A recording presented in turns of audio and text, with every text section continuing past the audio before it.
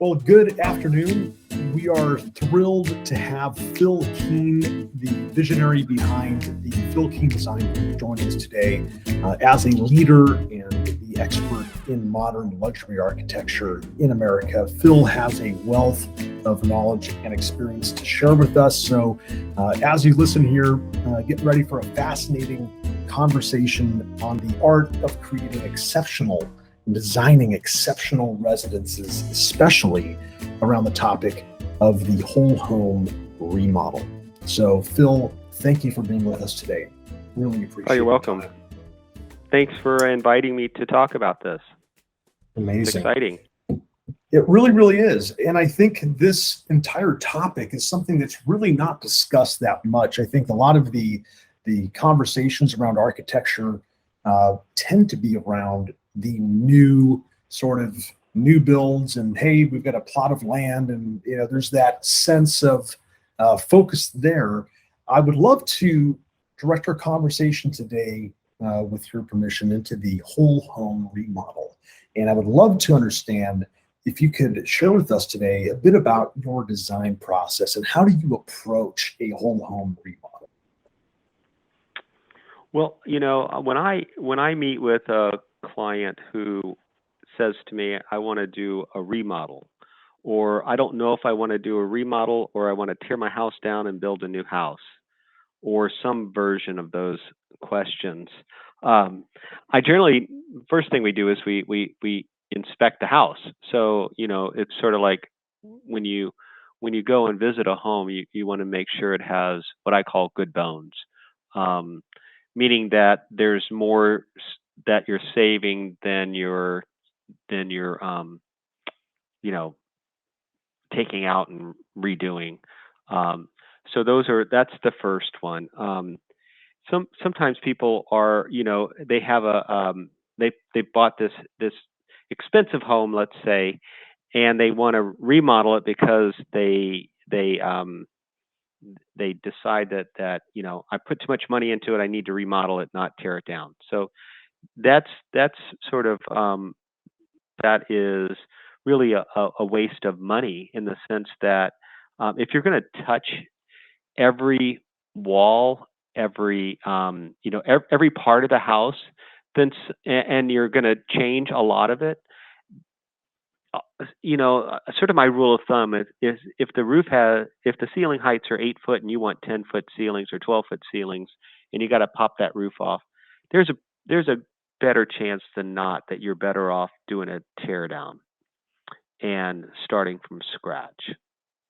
But that said, there's always the exceptions to the rules.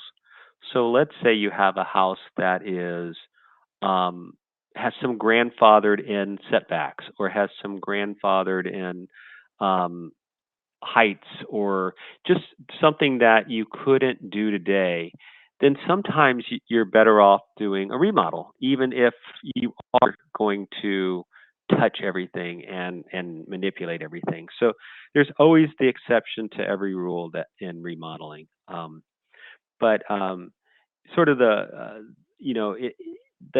unknowns of remodeling are always the most challenging things, because when you open up a wall and you find out it has an issue, such as, let's say, termite damage, or a former fire that somebody just went over and didn't make the proper repairs, you have to do all those repairs. So sometimes you open up a can of worms when you do a remodel that you just didn't know you were going to have to do. So those are always the surprises. But the first thing you want to do is really inspect the home as good as you can to figure out, are the bones good? Is the structure good? Is the foundation good? And if those things are all yes, and you're not going to pop the roof off, then let's talk about a remodel. Understood. That's really a fascinating glimpse into, I think, the strategy that you would take behind the scenes of really not just saying, great, you want to remodel, let's do it, but actually taking a look at, as you said, the bones of the home per se, to make sure that the foundation is there. And that makes a lot of sense. I like what you said as well about the ceiling and the roof. being playing a role in that conversation. Yeah. How do you typically approach unexpected discoveries? Let's say, let's say there is a previous fire, or as you said, some termite damage or something along those lines. What's your approach when that comes up? Well, obviously, if you open up a wall and you discover that the structure has been destroyed from termites, well, first you need to let the homeowner know so that they are aware that and come and see it so they can see that this needs to be repaired. You can't just pretend like it doesn't, it's not damaged. Depending on how extensive it is, you may want to bring in an engineer to come up with the best strategy to make those repairs. But if it's a couple of support, boards or something like that you would shore up your existing structure, and you would remove the termite damaged things and you would replace it. So those are, but you would want the homeowners to know. So that would be probably a surprise. I did a house once where we were just doing a modest. It was a whole house remodel, but we were doing some modest modifications to the plan, and discovered that somewhere along the way, when somebody had done a remodel years before, they had never put a foundation under a supporting wall that was holding up the roof, and so the floor had started to sag, and it was just sitting on a crawl space essentially, without any structure underneath it. So the floor had started to sag, the roof had actually started to sag, and you could visually see it from the outside. The homeowners didn't notice it when they bought the house. So what we did is we took up the floor, created a foundation underneath it, created piers, and then put the supporting walls onto structure that went to the ground. But those are all those surprises that you just don't know. Mhm. Well, I can But imagine you that know, that must be. I can imagine that must be quite surprising, as you said. So, let's say that you do look at the home, you do inspect the bones, as you say, and everything looks great. Things are in a good condition. What happens next? Is that really about the visioneering of where to take the remodel design, or what's the next step in that process? yeah. So let's say the house was built in a period of time where all the rooms are closed in, and maybe they're small, but there's rooms that you just don't use today. And let's say some of the rooms that you would need are tiny, like maybe the bathrooms are tiny and maybe the kitchen's tiny. So you may come up with a strategy where you open up walls, redirect the structure so that there's beams that may be upset into the roof rafters, or different strategies. But that's the most common, is opening up walls and redoing kitchens and baths, and refinishing floors or new tile, things like that. Oftentimes, people will want a facelift, so the outside would have a fresh new look. So we would incorporate those items into the remodel. Oftentimes, they want bigger windows, so all of those things would be incorporated. So if we had to change the header, let's say the structural beam that's over a window to be wider, we would plan all that so we could accommodate a larger window opening or sliding glass door, say, or something like that. So, um, but that's sort of a conversation with the client on what their desires are. So, they need another master suite because their parents are moving in with them, or they had triplets, and all of a sudden they need more bedrooms than they thought, and just all those things happen. So you we have a checklist that we go through, and we will um, talk about what we can do to the house, and then how we can fulfill their their sort of their wish list, which is part of their checklist. So that would be sort of the first. Um, then you say, okay, well, we come up with this sort of concept, and it's usually just a little sketch, and then we'll go out and do what we call as-built drawings. So those would be drawings of what's there, and then we would do, obviously demo plans, and if there's an addition to it, and if there's any modifications to the exterior or all of those things. So generally, a whole house remodels means you kind of touch everything. That's Right. that's The the question that comes up, and I believe most of the time would be, okay, let's say we're adding some new rooms. Let's say we're creating some indoor outdoor living. And I know that's the indoor outdoor living is something that I really particularly love about your residences that you've designed and built. They really have this cohesive and flow from the outside and the outdoors and nature. And you feel that from the inside, and you really have this open feel. Do you find that to do that type of work is particularly challenging when you have, let's say a structure that's there, and you've got potentially other rooms to build that could eat up some of that space? I guess, how do you handle the indoor outdoor living? How do you handle some of these larger questions around the home's floor plan?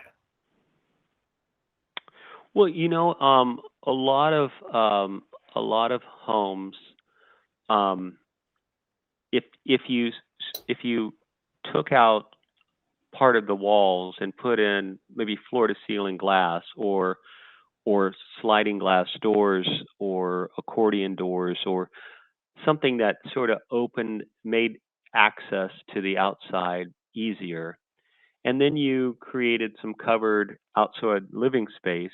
That's pretty common. That's an easy, you would make sure you are within all the codes and setbacks that are required by your community.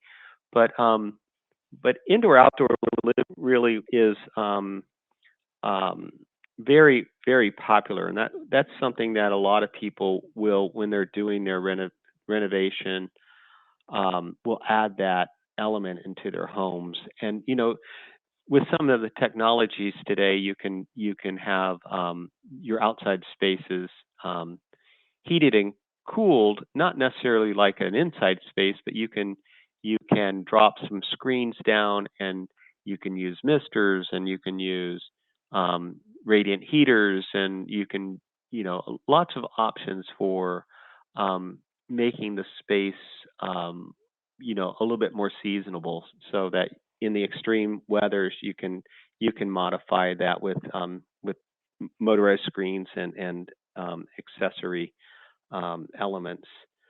Um, and a lot of them you know, are attractive and add to the ambiance of the space. But indoor outdoors generally, in my strategy is usually to, if I can, to bring the materials inside and outside. So if I do a porch or lanai, if I can bring the same flooring material inside and out, that's great. But let's say I can't, so then we work with something that's attractive and sort of um, similar. But I think materials and large expanses of glass are sort of my go-tos for indoor outdoor spaces. I love that. I really love that. And that is one of the really, I think, one of the real signature Phil Kean design look and feel that we see in some of these homes, some of these beautiful residences, that it just really flows. And I love to hear what you're saying here. I've got a question for you. I think especially around sustainability and green building practices. I know we've had conversations on that in the past. How does that conversation fit in with a whole home remodel? Almost always, if you're going to spend the money to modify your home to make it more up to date, and usually it's bigger closets, bigger bathrooms, bigger kitchens, better laundry rooms. So if you're going to do that, you're probably your house, if it's, you know, more than 30 years old, you're probably going to replace almost everything in your home, if it hasn't already needed to be replaced along the way. But you would certainly, if somebody said to me, I want to have solar, or that's something you would definitely want to think about, how it would fit into the remodel. If they wanted to have, let's say, a car charger in their garage, or let's say their garage only accommodates one car, and they have, so all of those things become part of that conversation. Um, but replacing uh, light fixtures with LEDs is another green, sort of energy efficient. But upgrading, your HVAC system to be, a higher SEER, much more energy efficient systems. Or let's say you might even say, let's go to, um, you know, what are they called? The mini splits. I'm sorry, I had a memory loss there. But the mini splits, which are very energy efficient, and but insulation, new windows that are insulated, are all things that you would want to incorporate into a remodel to make it more energy efficient and more up to date energy codes. Hmm. I love what you're saying there, because that is, again, I think this is bringing to light that not only can you get the beauty and in the aesthetic that you want, but you can also get that and sort of have your cake and eat it too, so to speak, with all of the health and energy efficiency and sustainability values of the green and sustainable practices there. Yeah. Um, I've got a question for you. This is more of a curiosity-based question, but have you ever had any challenges with remodeling a home that's got, let's say, historical significance, or maybe has uh, any any sort of boundaries around it that make the whole home remodel quite difficult? Maybe it's not just a bathroom, but they're doing everything, and it's maybe it's the neighborhood that's limiting that, or there's other limitations that you have to work with that are in effect blocking the client's vision of what they want for this residence. Yes. Generally, if you have a historic home and it's registered on the National Historic Registry, then there's a lot of different, things that you would want to take into account. Um, if if you don't like the architecture that is historic, you would you're going to be challenged to change much of the exterior. So hopefully you love the house. That's why you bought it. And what you really want to do is to upgrade, let's say, the inside system. Maybe update the bathrooms and kitchens, and but it's more of a restoration than a renovation. Um, but in doing so, you may want to upgrade all the insulation, upgrade your windows, which will probably be required to be authentic to that period or to that style, or exactly copying what was there originally. So there's a lot of there's an additional uh, set of circumstances, but generally it doesn't. Most historic homes, and I say most, not always, but most historic homes, you can you have a little bit more grace on the interior than you do on the exterior. The exterior is where people are much more um, constrained. But if you want to do an addition, then you would want to do an addition that enhances that that style. Um, so there's just, I mean, I've done quite a few historic homes, where you've had to match a brick that was on the original home. So sometimes that's challenging. You might have to really spend a lot of extra hours trying to find that material.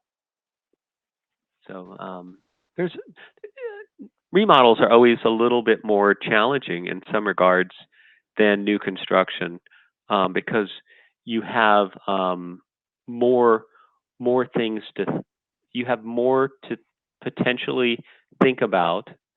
um, Whereas with new, you kind of, there's very few unknowns when you're building a new house. Whereas remodel, there's a lot more unknowns. You know, so those are just part of the process. But if you're the great thing is if the house has good bones and then you don't need to, modify everything. There's think about the green aspect of repurposing or bringing back to today's standards all that material that would end up normally going into a landfill or something like that. So there's definitely some green just in the fact of remodeling aspects of a house. Hmm. I have a question for you specifically around the reasons that homeowners would come to you and ask you for your expertise in their whole home remodel. I know you mentioned a few points, one of them being, which put a smile on my face, where somebody's got triplets, weren't expecting them, now they've got them. Or you've Hmm. got, a mother-in-law, father-in-law moving in, um, Hmm. and you need to get some extra space there. I can imagine that there are quite a few things, especially now in the sort of post-COVID world that we're in, where people might be working from home or having their home office maybe built out, and having that as a part or maybe a big reason of why they've initially started thinking about this whole home remodel. Hmm. Would you be able to share some of the primary or maybe some of the uncommon reasons potentially that people come to you and ask you to take a look at their project? Well, everybody's a little different, but most people most people come to me where they bought a home recently and they want to remodel it and make it feel like their home. So that's the most common. Um, Occasionally, you'll have somebody who um, is remodeling a house they built maybe 25, 30 years ago, and now they want, a new kitchen. They want an addition to it. The style that they were in love with 30 years ago, they're kind of tired of, or it was maybe trendy back then, and now they want it to feel fresh and new. So there's lots of reasons that people come to us, and as an architect and as a builder that understands, the nuances of that.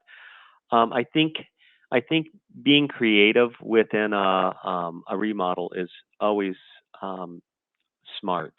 Just you, you, you want to think it through. You even if you're doing, let's say, a remodel now, but you want to do something in 5 years or 10 years, how to plan for it. So those kind of things you can do phase one and phase two. Those thoughts or what if kind of conversations. Let's say your parents are going to move in with you in 5 years. So, but you don't need that space today, but you might as well get it built today. So there's a lot of ways people approach these remodels. Um, I had a client who inherited their home from their parents, and they had little doors and it was all compartmentalized, but they loved the house. So we, you know, sort of simplified the way the house was laid out and opened the kitchen up to the great room and you know simple things like just doing 8-foot doors where originally there were 6 foot eight, um, and sort of doing some cool ceiling details. So there's lots of reasons that people want to do remodels, and they having somebody that's creative putting it all together can make it feel like a brand new home as opposed to a remodeled home. I mean, I have in my portfolio homes that if I told you that was a remodel, you'd be shocked, and if I showed you what it looked like before, you'd be shocked. So that those are all um, kind of fun to do, to take a sort of a, especially the 80s had some really ugly homes, to turn an 80s style home into something that is, award winning, um, and very has a huge curb appeal. Kind of fun. So those are some of my go tos. Mm.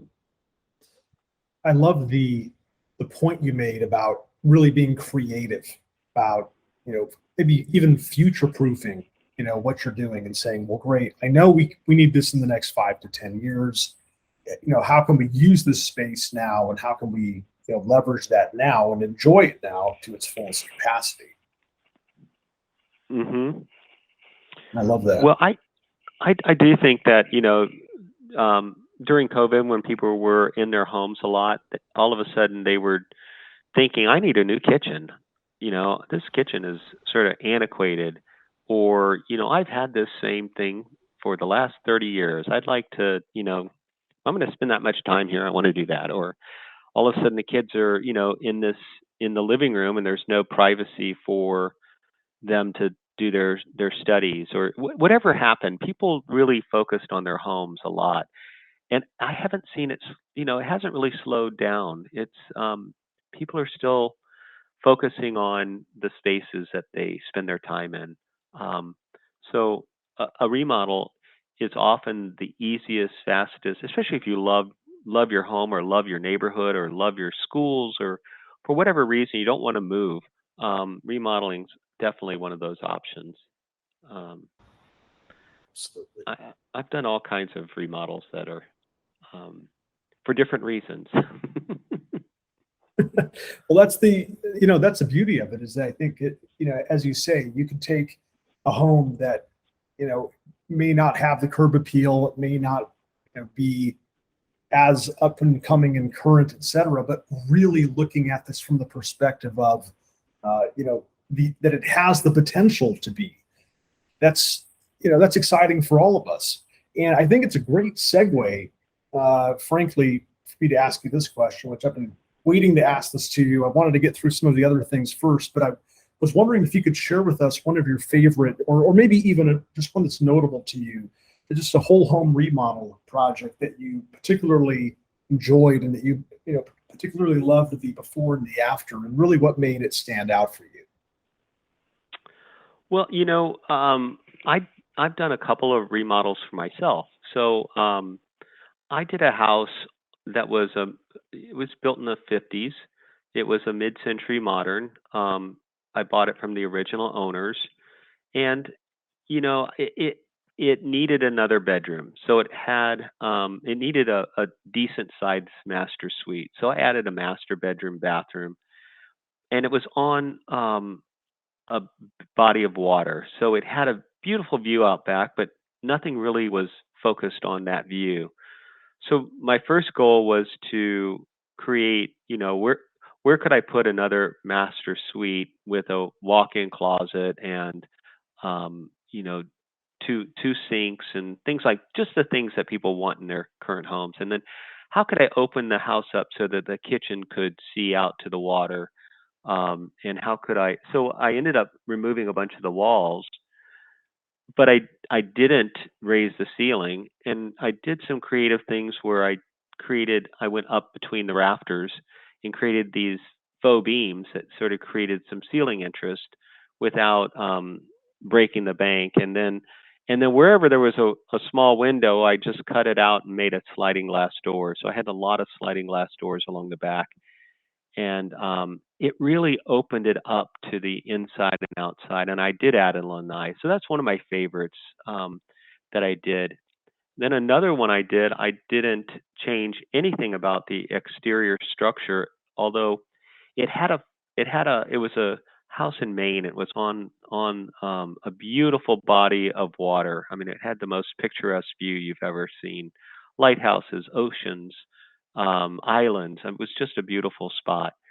But there were like very tiny windows, and it was a house that was about 100 years old. So first thing was to figure out how I could get more windows on this house without um, having to modify a 100-year-old structure.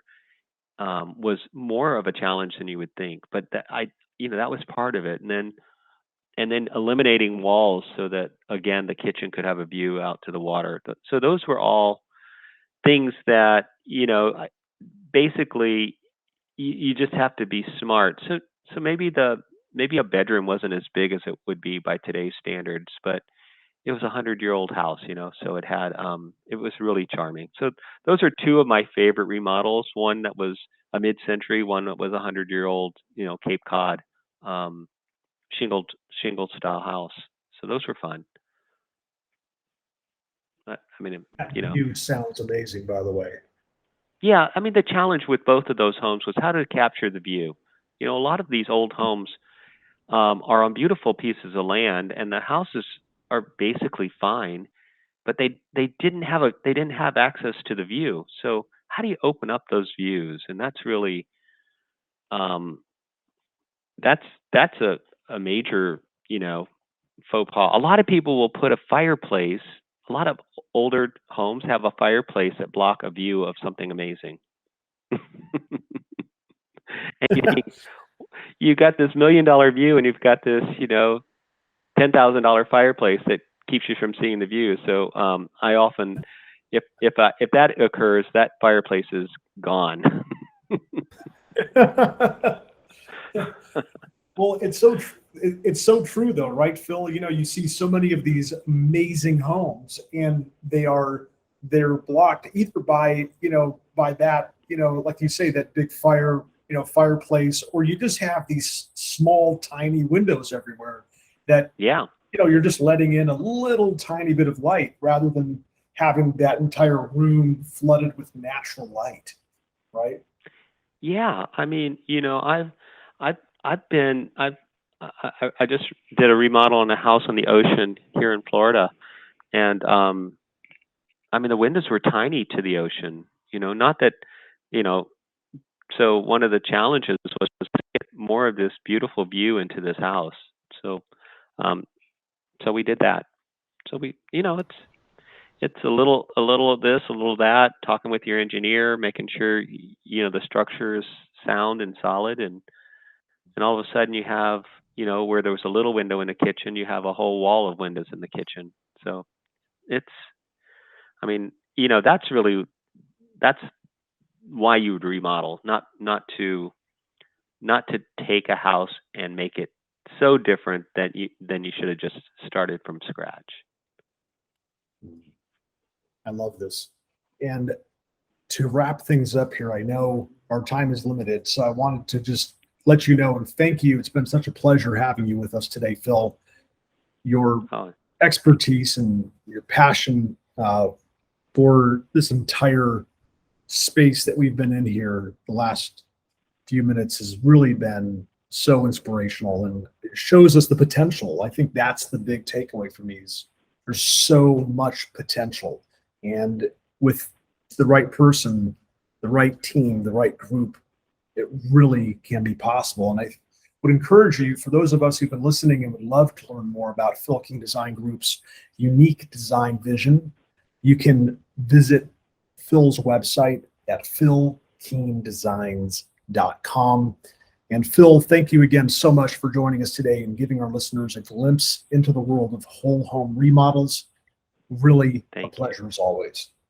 Thank you very much. It was always an honor. Thanks. Thank you, sir. Bye bye.